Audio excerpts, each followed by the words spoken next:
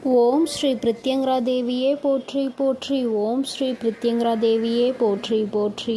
என் செல்ல குழந்தையே, உறக்கம் இல்லாமல் தவித்து கொண்டிருக்கிறாய். உன்னோடு பேசுவதற்காக இன்று உன் வராகி அம்மா வந்திருக்கின்றேன். என் தங்கமே, எனக்காக சில நிமிடங்கள் நீ ஒதுக்குவாய். ஆனால் உன்னுடைய மனதில் இருக்கின்ற மொத்த கவலையையும் நீக்கிவிட்டு அம்மா உனக்கு நிச்சயமாக நல்லதொரு மனநிலையை கொடுத்து விடுவேன்.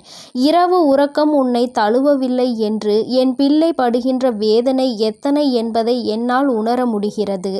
என் தங்கமே, எத்தனையோ என்னுடைய குழந்தைகள் என் வாக்கினை கேட்டு இப்பொழுதெல்லாம் நல்லபடியாக உறங்கத் தொடங்கிவிட்டார்கள்.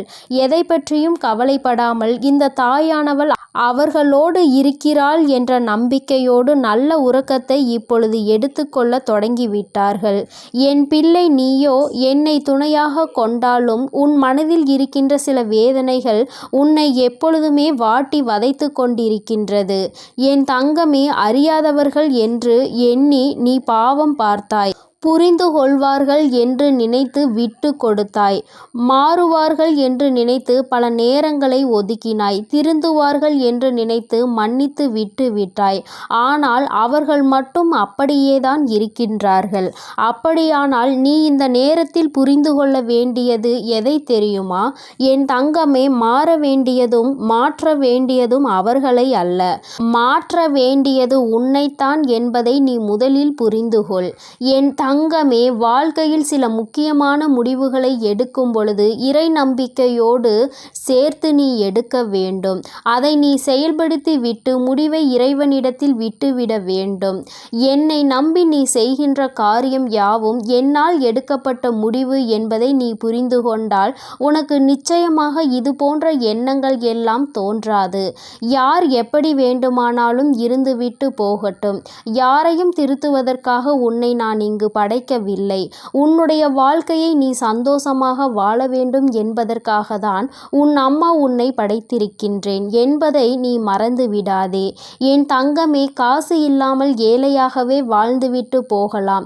ஆனால் கடன் வாங்கி பணக்காரன் என்று போலி வேஷம் ஒரு நாளும் போடக்கூடாது. இது அனுபவத்தினால் கண்ட உண்மை அல்லவா? இந்த பணத்தினை வைத்து ஆடம்பரமாக வாழ்ந்துவிட்டு அதன் பிறகு அத்தனை கடனையும் அடைக்க நீ படுகின்ற பாடு என்னவென்பதை நிச்சயமாக உணர்ந்திருப்பாய். தனிமையை எப்பொழுதுமே அதிகமாக நேசிப்பதற்கு நீ கற்றுக்கொள்ள வேண்டும். உன்னை யார் என்று உனக்கே உணர்த்தக்கூடிய ஒரு அற்புதமான ஆயுதம் அல்லவா அந்த தனிமை? என் தங்கமே, நீ எவ்வளவு உண்மையாக இருந்தாலும் மற்றவர்களுக்கு உதவாத பொழுது, மற்றவர்களினுடைய தேவைக்கு நீ உதவி செய்யாத பொழுது உன்னை அவர்கள் சுயநலவாதியாக மாற்றிவிடுகின்றார்கள். தேவை என்ற ஒன்று வரும்பொழுது உன்னை தேடுகின்றார்கள். என் குழந்தைக்கு அது தெரிந்து விடுகின்றது. அதனால் அவர்கள் என்ன கேட்டாலும் செய்து கொடுக்காமல் ஒதுங்கி நிற்கின்றாய். கடைசியில் உன்னை சுயநலவாதி என்று ஒதுக்கி விடுகின்றார்கள். என் தங்கமே, ஒருவனுக்கு வாழ்க்கையில் எதிரிகள் அதிகம் என்றால் அவன் வீரன் என்று அர்த்தம். துரோகிகள் அதிகமாக இருக்கின்றார்கள் என்றால் அவன் நல்லவன் என்று அர்த்தம். நீ வீரனா அல்லது நல்லவனா என்று ஒருமுறை சிந்தித்து பார். என் தங்கமே, எதுவாக இருந்தாலும் எதிரிகளும் துரோகங்களும் உன்னை சுற்றி இருக்கின்றார்கள் என்பது மட்டும் உண்மை அல்லவா? என் பிள்ளையே, இதனாலேயே ஒவ்வொன்றாக நினைத்து நினைத்து மனதில் வேதனை அடைவதோடு மட்டுமல்லாமல் உன்னுடைய உறக்கத்தையும் நீ தொலைத்து விட்டாய். இப்பொழுது மன போராட்டத்திலேயே நின்று கொண்டிருக்கின்றாய். என் குழந்தையே, நீ என்ன சொல்கின்றாய் தெரியுமா? அம்மா, எல்லாமே இருக்கட்டும், நடந்தது எல்லாமே நடக்கட்டும், கஷ்டங்கள் எல்லாமே வந்ததாகவே இருக்கட்டும்.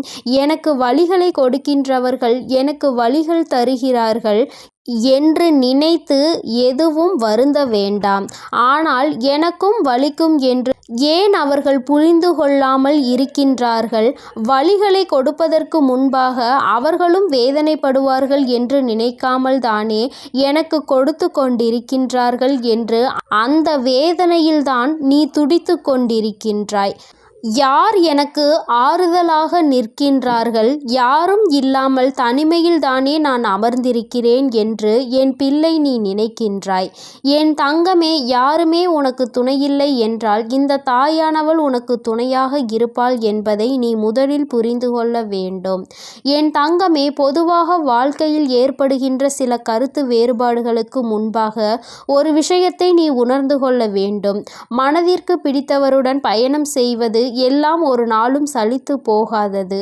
ரசித்தாலும் இன்னும் அதனை நினைத்து ரசித்து உன்னுடைய இதழ்கள் புன்னகையை எப்பொழுதுமே கொடுத்து கொண்டிருக்கும். அதனால் உன்னோடு வாழக்கூடியவரை நீ மனதார நேசிக்க வேண்டும். பிடித்து விட்ட பிறகு அவர்களிடையே மனக்கருத்து வேறுபாடுகள் ஒரு நாளும் ஏற்படாது. பிடிக்காத அதனால்தான் அங்கே பிரச்சனைகள் ஏற்படுகிறது. இது உன்னுடைய வாழ்க்கை. இந்த வாழ்க்கைதான் கடைசி வரை உனக்கு நிரந்தரம் என்று நினைத்தால் உன்னோடு இருப்பவர்களை நீ நேசிக்க ஆரம்பித்து விடு. என் தங்கமே, முகத்திற்கு முன்னால் பாசத்தை காட்டி முதுகுக்கு பின்னால் வேஷத்தை காட்டுகின்ற உலகம்.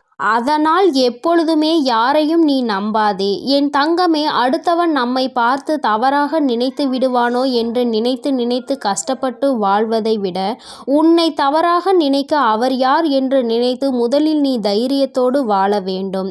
உன்னை தீர்மானிப்பதற்கு மற்றவர்களுக்கு என்ன அதிகாரம் இருக்கிறது என்பதை முதலில் நீ புரிந்து கொண்டால் இந்த கவலைகளிலிருந்து எல்லாம் நீ மீண்டு வந்து விடுவாய். என் தங்கமே, ஒருவருக்கு நம்பிக்கையாக இருக்க வேண்டும்.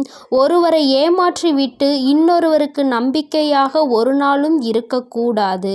இது போன்று இருப்பவர்களினுடைய வாழ்க்கை கடைசியில் கேள்விக்குறியாக மட்டுமே நிற்கும் என்பதை மறந்துவிடாதே. யாருக்கு நம்பிக்கையை கொடுத்து ஏமாற்றினார்களோ, யாருக்காக இந்த நம்பிக்கையை விட்டு சென்றார்களோ அந்த நம்பிக்கை இவர்களை ஏமாற்றிவிடும். அந்த நாள் உன் கண்முன்னே நடக்கும் என்பதையும் நீ மறந்து விடாதே. என் தங்கமே, வாழ்க்கை என்பது நிச்சயமாக யார் யார் எப்படிப்பட்டவர்கள் என்பதை உணர்த்தினாலும் நீ அமைதியாக தான் இருக்கின்றாய். ஏனென்றால் உனக்கு தர்மத்தின் மீது நம்பிக்கை இருக்கின்றது அல்லவா? தெய்வம் நிச்சயமாக அவர்களுக்கு பதிலடி கொடுக்கும் என்று என் பிள்ளை நீ நம்புகிறாய் என்றால் உன்னுடைய நம்பிக்கைக்கு பலன் நிச்சயமாக கிடைக்கும் என்ற நம்பிக்கையோடு நீ முதலில் உன்னுடைய உறக்கத்தை நல்லபடியாக எடுத்துக்கொள்ள வேண்டும். என் தங்கமே, சில உறவுகளினால் உனக்கு எந்த பலனும் இல்லை. ஆபத்தில் இருந்தால் கூட உதவி செய்வதில்லை என்று நினைக்கின்றாயோ, அப்படிப்பட்டவர்களை எல்லாம் முதலில் நீ உன்னிடத்தில் இருந்து விலகி வைத்து விடு. அவர்கள் இருந்தாலும் இல்லாவிட்டாலும் பயனில்லை என்ற இடத்தில் ஒதுக்கி வைத்து விடு. என் தங்கமே, நிச்சயமாக உன்னை ஒருவர் நேசிக்கிறார் என்றால் அவர்களுக்கு உன்னுடைய மௌனத்தில் இருக்கின்ற அர்த்தம் கூட புரிந்துவிடும். எதையுமே நீ வாய்விட்டு சொல்ல வேண்டும் என்று கூட அர்த்தம் இல்லை. என் தங்கமே, நிச்சயமாக எல்லா கஷ்டங்களையும் பட்டு தெளிந்த பிறகுதானே உனக்கு ஒரு விஷயம் புரிந்திருக்கிறது. எல்லோருமே தெளிவாக தான் இருக்கின்றார்கள். நான் தான் எல்லோரையும் நம்பி முட்டாளாக இருந்திருக்கிறேன் என்று. என் குழந்தையே, இந்த விஷயம் உனக்கு மிகவும் தாமதமாக தெரிந்திருக்கின்றது. அதனால் என்னவோ என் பிள்ளை அதிகமான வேதனையை அடைகின்றாய். என் தங்கமே, நடப்பது எல்லாம் நன்மைக்கே என்பதை புரிந்து கொண்டு உன்னுடைய வாழ்க்கையில் நிச்சயமாக நான் உன்னை நல்லபடியாக ஆறுதலை கொடுத்து நல்ல நிலைக்கு கொண்டு வருவேன் என்று நீ முழுமையாக நம்புவாய். ஆனால் வருகின்ற கஷ்டங்களை எல்லாம் உன்னால் நிச்சயமாக எதிர்கொள்ள முடியும். என் குழந்தையே, ஒரு நாளும் இது போன்று தேவையில்லாத மனிதர்களுக்காக உன்னுடைய மனதை நீ கெடுக்காதே. உறக்கம் இல்லை என்றால் வாழ்க்கையில் எல்லாமே தலைகீழாக மாறும்.